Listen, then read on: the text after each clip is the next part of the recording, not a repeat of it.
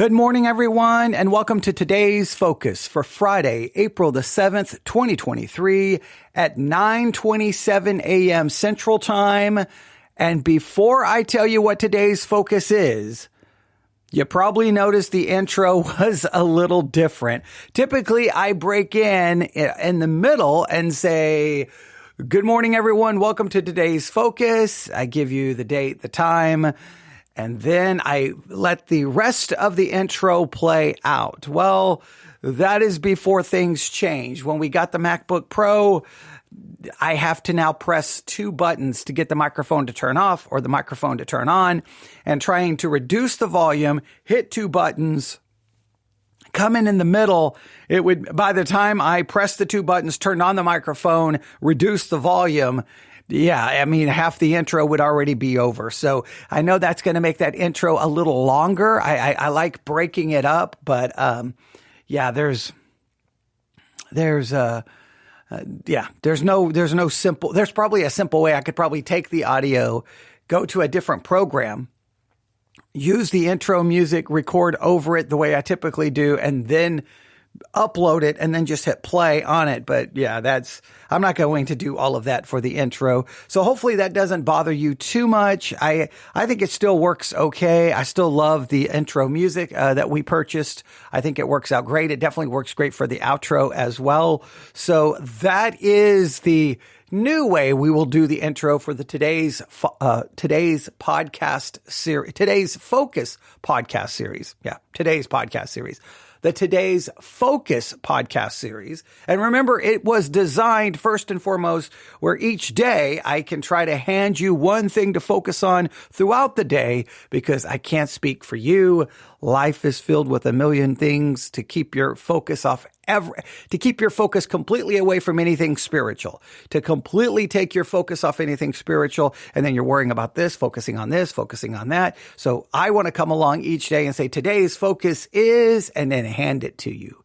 And then you walk away and say, okay, I'm going to think about this all day. I'm going to talk about it. I'm going to look this up, discuss it. And then hopefully by the end of the day, you'll be like, wow, I had something to focus on that was spiritual. That's the goal. Now, if you go back and listen to all of the episodes in this series, you can see that I have failed to really produce a podcast series that has accomplished that goal. I mean, I don't know. You can go back and judge. You can probably be like, I don't know if he really knows what he's trying to do. Yeah, there's been a lot of trying to figure out exactly how to do these episodes, but I hope you at least appreciate, I don't know, the effort. I don't know. But are you ready? All right. For this Friday, April the 7th, 2023. Today's focus is Thou art my portion. Thou art my portion. It comes from Psalm 119, verse 57, where the psalmist is referring to God, thou art my portion. Now, that's an interesting phrase. What exactly does that mean? And how should that impact your Monday, Tuesday, Wednesday, Thursday, Friday, Saturday, Sunday? What does it mean that God is our portion? The psalmist at least acknowledges God as his portion. This is how the entire verse reads. Psalm 119, verse 57. Thou art my portion, O Lord. I have said that I would keep thy words. So let me read both parts again. Thou art my portion, O Lord. I have said that I would keep thy words. So today, your focus is to figure out, what does it mean that God is our portion? Or at least, what did it mean for the psalmist to say God is his portion? And what did that have to do? Did it have anything to do with the fact that he said, I said that I would keep thy words? What was it about God being his portion that the psalmist then said, I said I would keep thy words? Now, if we look this up in all the English translations, if we look this up, and I always like to walk everyone through the process. I'm just going to open up Google. I'm just going to open up Google here, and I'm just going to type in Psalm 119:57. I'm going to hit search, and then the third entry on Google is BibleHub.com. and it's going to give me all the English translations. So let's just see what. Now, this is interesting. All right, here we go. The New International Version says, "You are my portion, Lord. I have promised to obey your words." Right? Is there a correlation between God being his portion and his promise to obey? Is it, or are they just completely separate? You can tell me what you think. Now, the New Living Translation says this: "Lord, you are mine. I promise to obey your words." You are mine. Now, do you like that phrase? I don't know if I like that translation. You are my portion. I think that's a little bit easier to handle than you are mine. I don't know. Maybe it's saying the same thing. What do you think? What do you think? Another translation, ESV, "The Lord is my portion. I promise to keep your words." Berean Standard Bible, "The Lord is my portion." King James, "Thou art my portion." New King James, "You are my portion." New American Standard, "The Lord is my portion." New American Standard 1995, "The Lord is my portion." New American Standard 1977, "The Lord is my portion." Legacy Standard, "Yahweh is my portion." Amplified, "The Lord is my portion." Christian Standard, "The Lord is my portion." Almost all of them say, well, the Aramaic Bible in Plain English says, "In the volume of Lord Jehovah, I have meditated that I would keep your commandments." That is interesting. That is completely crazy. The Septuagint translation, "Thou art my portion." Contemporary ESV, "You, Lord, are my choice." That's a different translation. The ERV, the English Revised, "The Lord is my portion." Now, the Good God's Word translation says, "You are my inheritance." Now, that is interesting.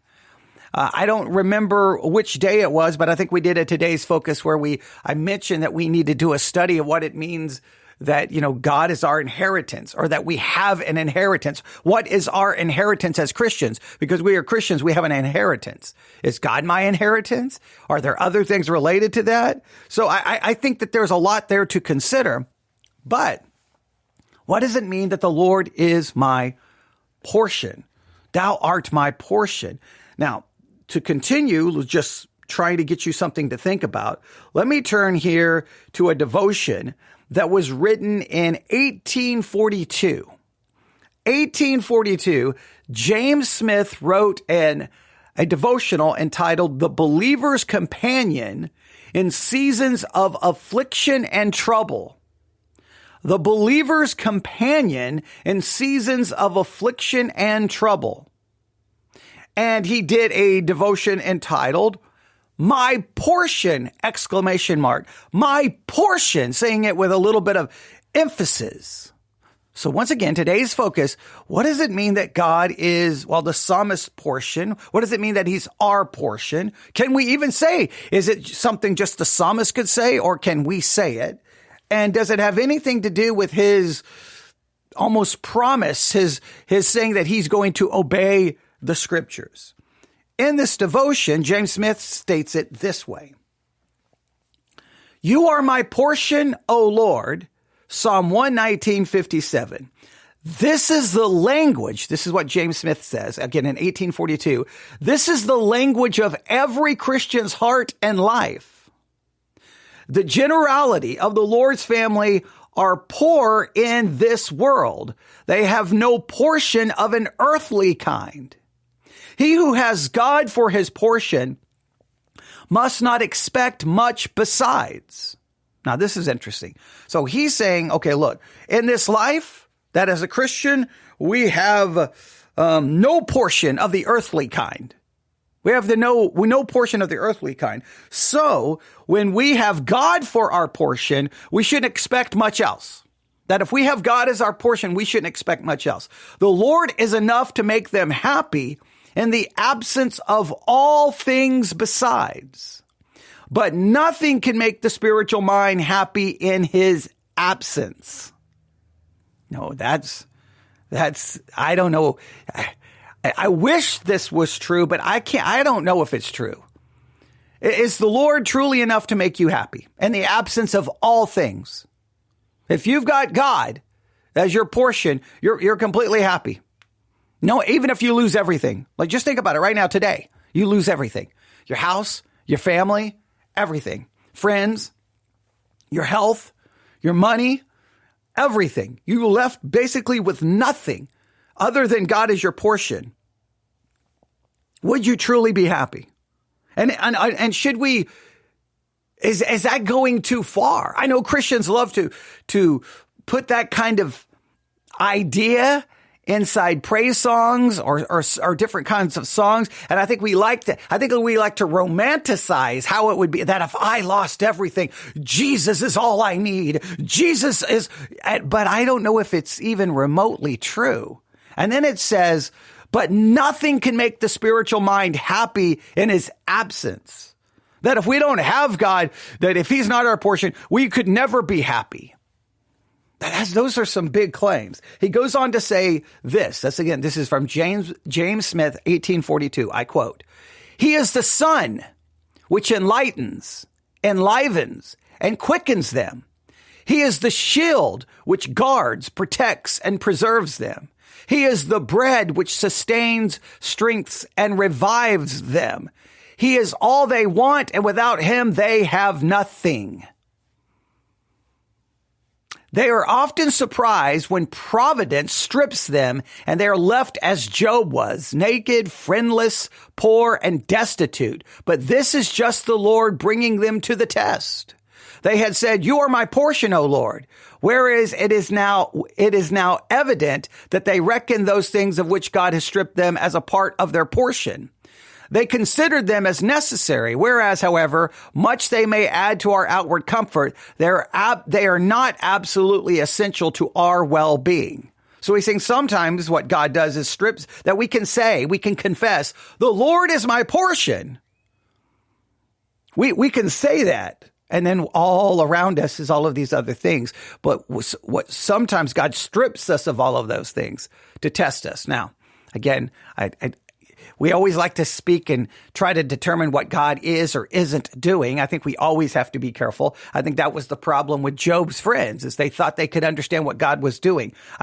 Whenever anything happens in someone's life, the last thing I want to say is try to tell them what God is or isn't doing. Because the one thing I know is unless God tells me what he's doing specifically in his word, anything else is mere speculation and guessing, and I'm never going to do that. But all right, it goes on to say the Lord is an all-sufficient portion. He who possesses the Lord may say as Jacob to Esau, "Take the present, my brother, seeing I have all things." The Lord is an all-comprehensive portion. All things are in him, from him, by him, and for him. While he is rich, how can we be poor? While he is able, how can we be left to want? While he is love, how can we be miserable? Is God your portion? If so, your light afflictions are but for a moment, and they will work out for you a far more exceedingly and eternal weight of glory. All your trials are mercies. Every cross is a real blessing. God is dealing with you as with a child, which he loves tenderly. He is now in this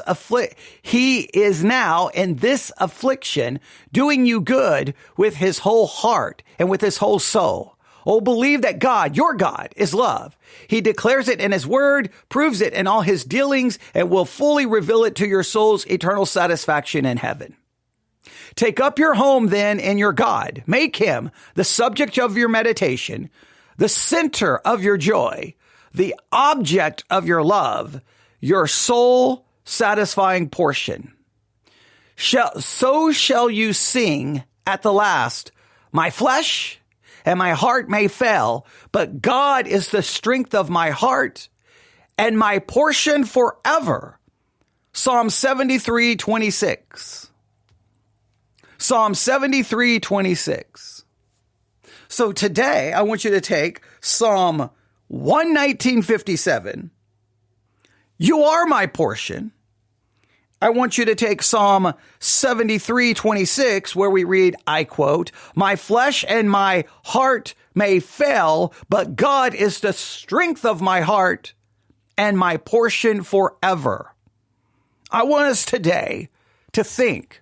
I want you today to meditate. I want you today to contemplate the reality of God being our portion. What exactly does that mean? And how should that impact the rest of this Friday, April the 7th? How should it impact Saturday, April the 8th? How should it impact Sunday, April the 9th? Or is it just it's theoretical? There's so many things that sometimes in the Bible, I think we never take them off the shelf. There are all these lofty theoretical ideas. We know them. We may confess it. We may profess our faith or belief in it, but we never can really get it off the shelf and into our lives. The Lord is my portion. What do you think that means today? What do you think that should mean for you tomorrow? I'd love to get your thoughts. Email me, newsif@yahoo.com, newsif@yahoo.com. I know someone's going to email me someone's going to email me and say, you didn't even look up the Hebrew word. I know I didn't. I want you to do that. How is it translated? I'm trying to place this before you. Remember today's focus? It's not about me doing it all for you. It's about getting you actually involved. Same thing we do with the Bible study exercise. Today, what does it mean that God is our portion? What does that mean? newsif@yahoo.com, newsif@yahoo.com. I definitely would love for you to tell me what you think and what you discover. Today's focus. Thou art my portion, O Lord. I have said that I would keep thy words. That is your today's focus for Friday, April the 7th, 2023.